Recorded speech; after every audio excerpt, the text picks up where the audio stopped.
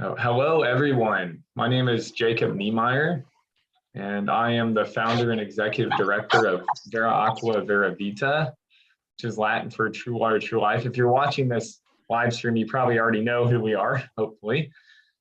But nonetheless, I figured it's worthwhile to share. Right now, we should be live on Facebook, YouTube, and LinkedIn, which is a new feature that we're really excited that we have the opportunity to share on that platform as well. So today we're going to be talking about the value of water. Today is World Water Day, the big day in the field of work that we are in. And we want to really give you an opportunity to learn from our group of members here at the Vera Aqua Vera Vita team. Just a small sample size here, myself, Delana, and Ricardo.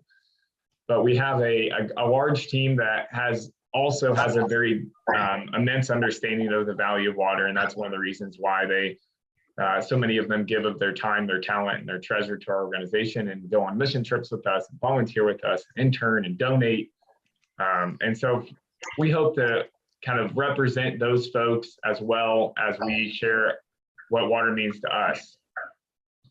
So without further ado, I want to give Delana an opportunity to introduce herself, and go ahead, Delana.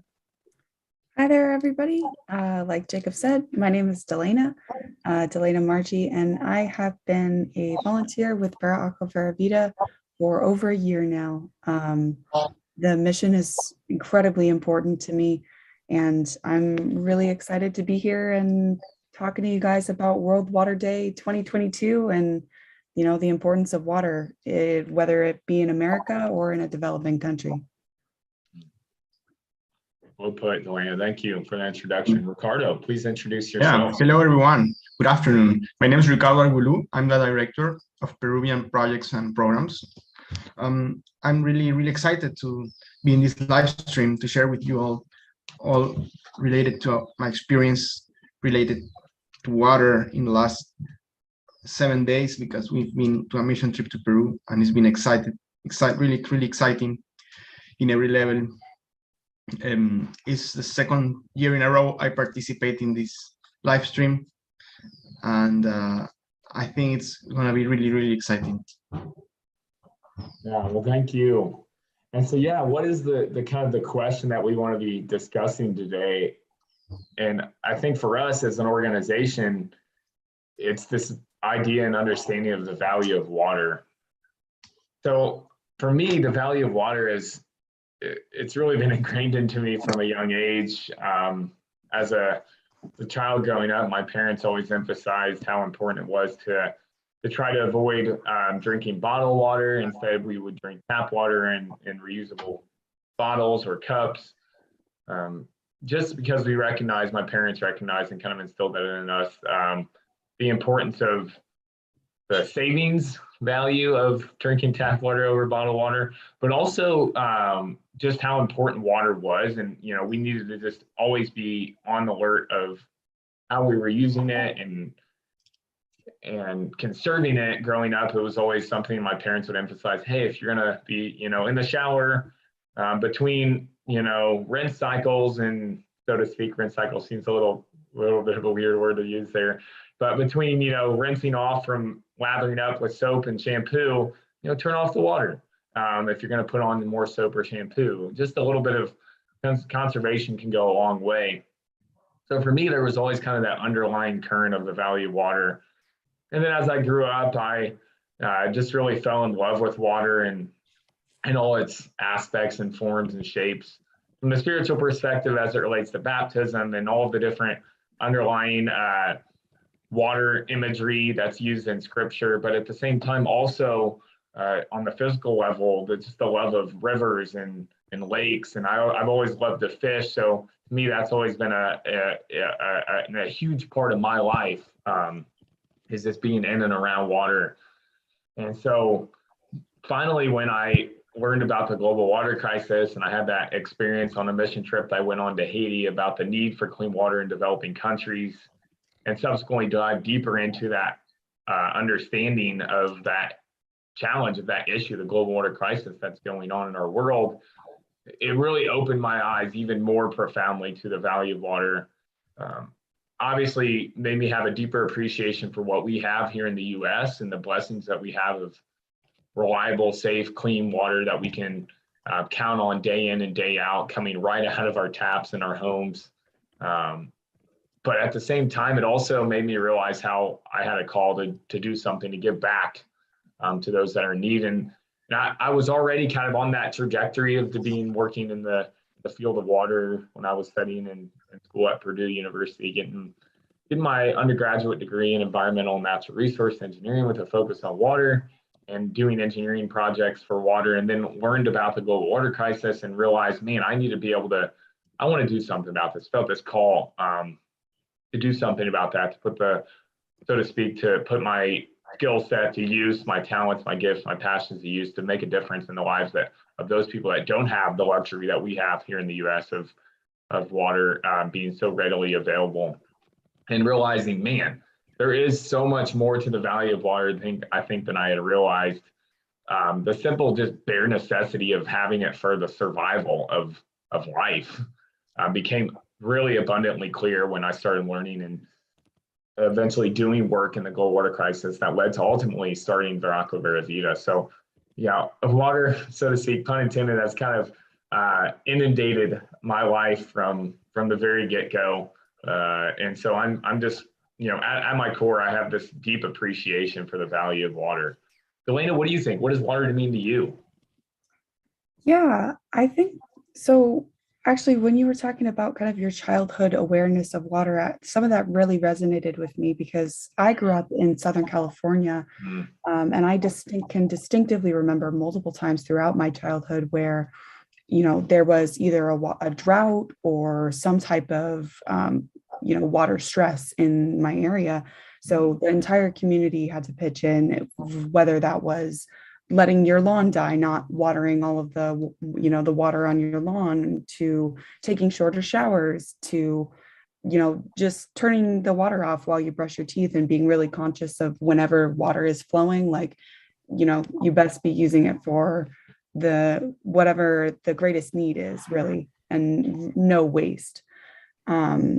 So I think 2 years ago, almost 2 years ago now, I had gone to the UD Career Job Fair, and really, Jacob, you opened my eyes to the global importance of water and really the lack of access that so many people around the world have. I had kind of heard of the global water crisis before, but had never really understood the gravity of the problem as it presents so many people around the world. So yeah, that's why I'm here volunteering my time, and really, really excited about the work that we've been able to do, even just in these past, like Ricardo had mentioned, in going over to Peru with these missionaries and breaking ground on construction for 2 new water treatment facilities. Some really exciting stuff, but yeah, that's kind of where the value of water kind of originated in me. And now here with the organization working towards hopefully seeing water be a more universal resource that people can get access to, because it really is so important for so many things throughout your day. Yeah, absolutely. Absolutely. Yeah, your experience growing up in California is actually one that I've heard often from people that have lived in areas where there's water stress in their region, and they tend to have a little bit greater appreciation for water than the average person. So you already had a great foundation there that most people don't.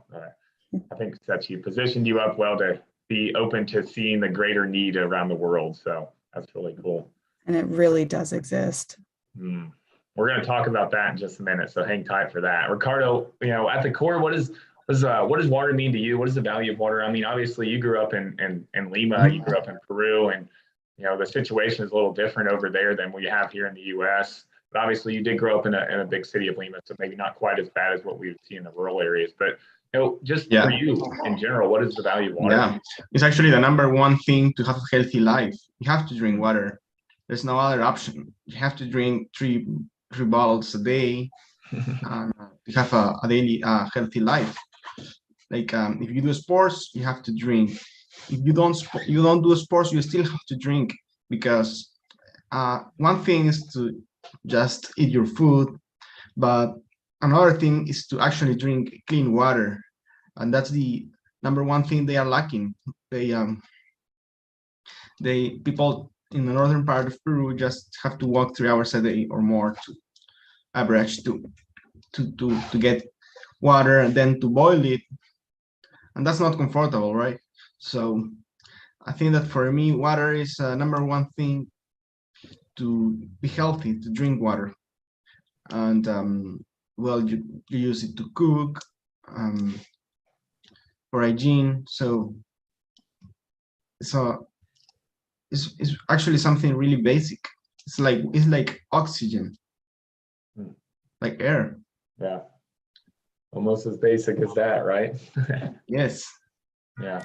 Lovely. I'm curious about just the perspective, right, of how important clean water is to health. I think, Ricardo, you mentioned that a couple times, but I think it's a good segue for us to transition into this topic of, all three of us were just last week on a mission trip to Peru. We were in Piura, Peru, where we broke ground on construction for 2 water systems in 2 different communities that Vera Aqua Vera Vita is working in. And we implemented our WASH, water sanitation, hygiene education workshop, which is focused around not just clean water, but also proper sanitation and hygiene and all the different aspects of a good, healthy life as it relates to water, right?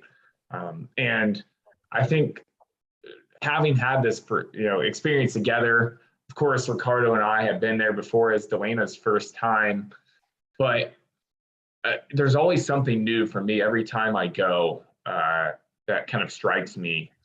And for me, I think it really was this time is like how important that water quality is to general health and well-being, not just, for drinking purposes, but also for cooking and cleaning, because using dirty water for those things leads to sickness as well. And I think when we were implementing our education workshop in Monte Castillo, I really felt this like deep sense of like what we are sharing with these people is so important. And it's something that is hopefully going to be a life-changing lesson that they can learn, lessons that they can learn that they can put into practice in their own lives to really make a difference.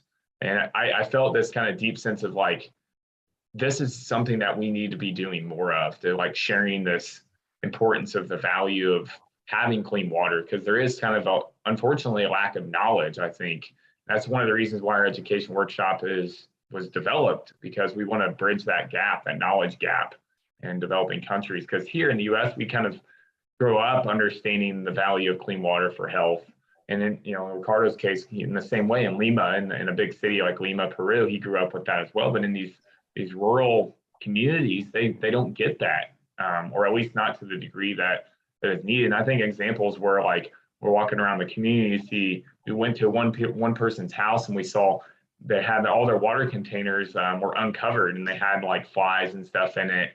And, for us, like, that's like a light bulb, like, like we should do something about that. But for them, that's just kind of the standard, mode of operation, modus operandi, so to speak. And so like, to me, it was like, kind of like, wow, like this is so important that we're sharing this, because there is this unique lack of knowledge that needs to be bridged.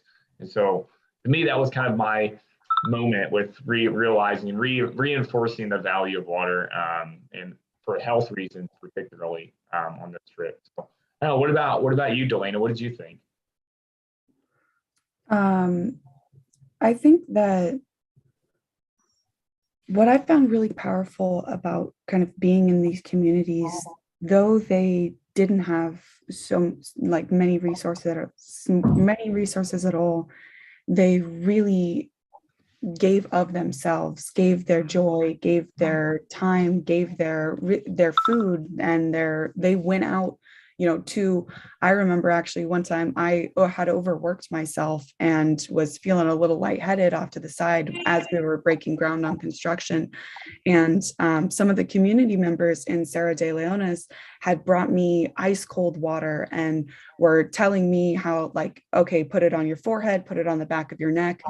Like really went out of their way to make sure that I was okay, and through the medium of water, which was so beautiful because that's what we were kind of there to give them. But that was such a beautiful. I'm curious, what form was that, like water in? Like, was it obviously water it's bottle. frozen? Yeah, like yeah, completely frozen water bottle. Processed packaged water bottle, right? Yeah, exactly. Which obviously high costs and high amounts of there was so much trash just all over the place in Peru, high amounts of pollution from, all that water bottle usage as well.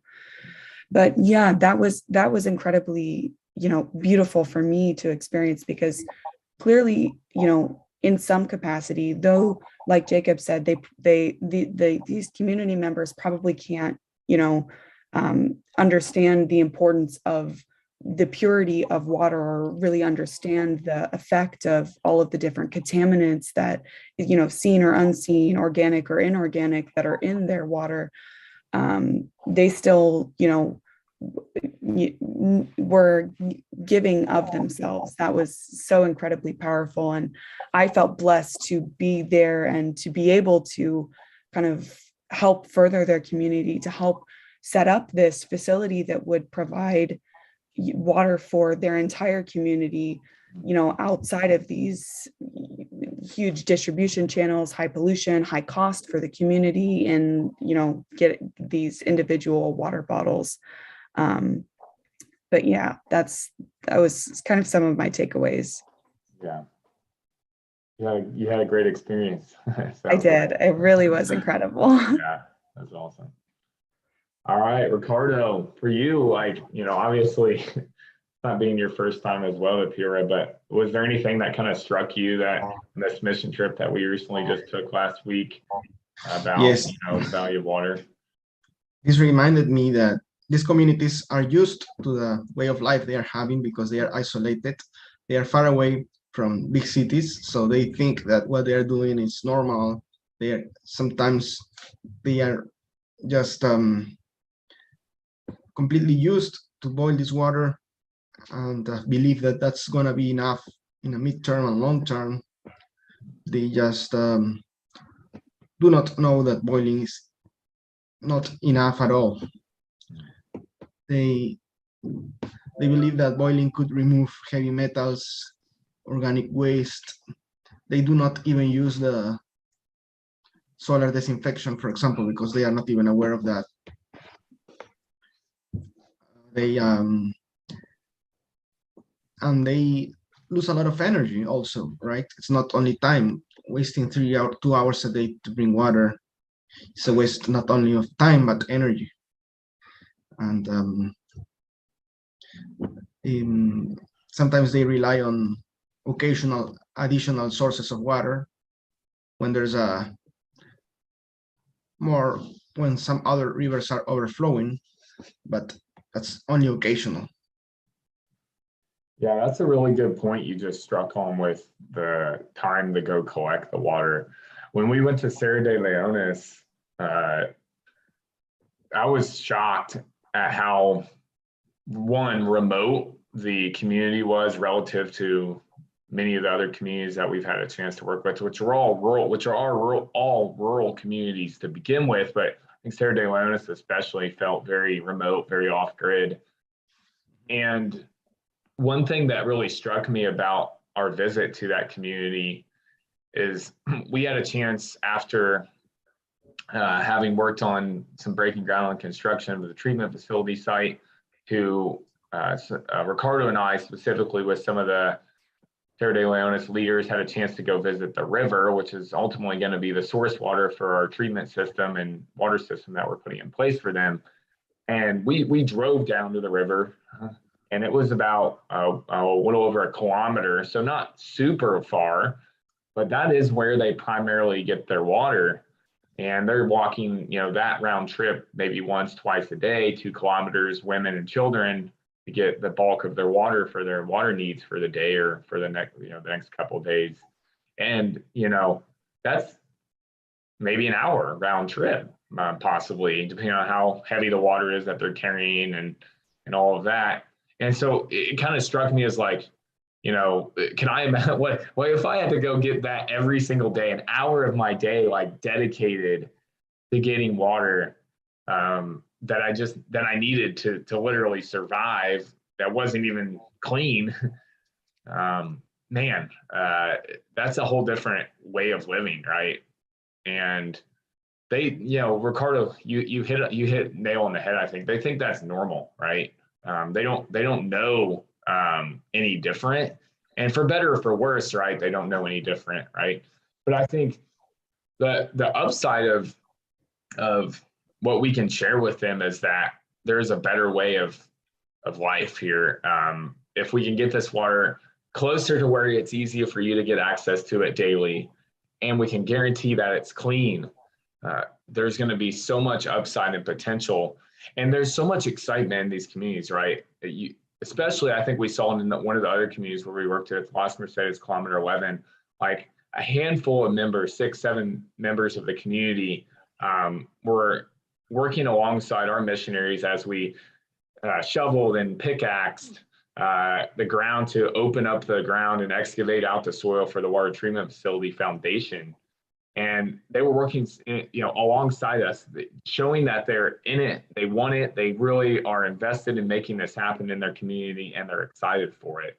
And that was really cool to kind of remind me, like, of why the way we do things, our approach here at Vera Aqua Vera Vita is so important, because we're engaging the community, we're empowering them, we're investing in them, and they are going to be ultimately the ones that are going to be the future drivers of those solutions, the owners of the solutions. And I think to see their excitement and recognizing, maybe not fully because they haven't tasted it, again, pun intended, of the value of water in its fullness, but they recognize that there is something there, is really cool. And I think kind of harkening back to our involvement in Monte Castillo and the wrapping up of our WASH education workshop there, and Ricardo, you might be able to hint at this a little bit, but in delivering our education workshop, which is kind of our last big piece of programmatic involvement in Monte Castillo, we've had the water treatment facility in operation for a couple of years now. And one of the things that I think that having that facility in operation has done for the community is it's really increased their recognition of the value of water, and clean water specifically.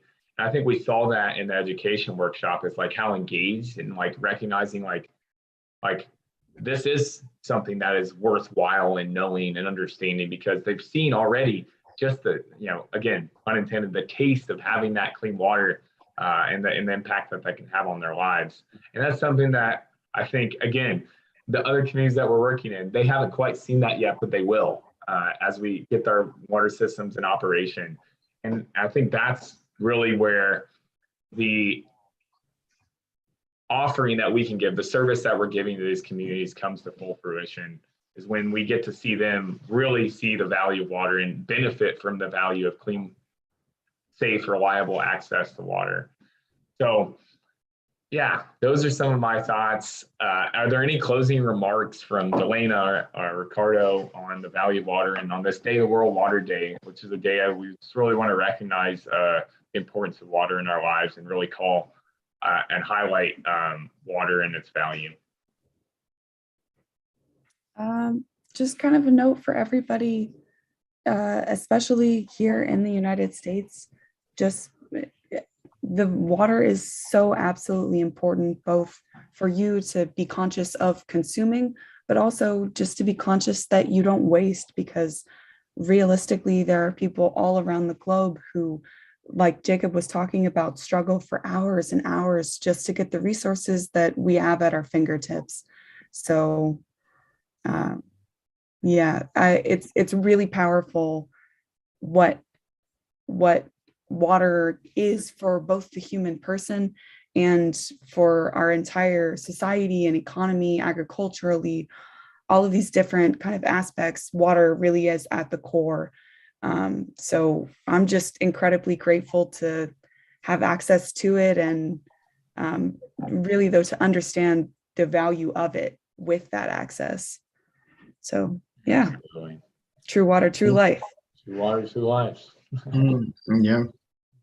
Well, what I would like to share maybe is that we should use water as wisely as we can, but at the same time, remember that something as basic as water, as much we are intending it to help others, it could help us.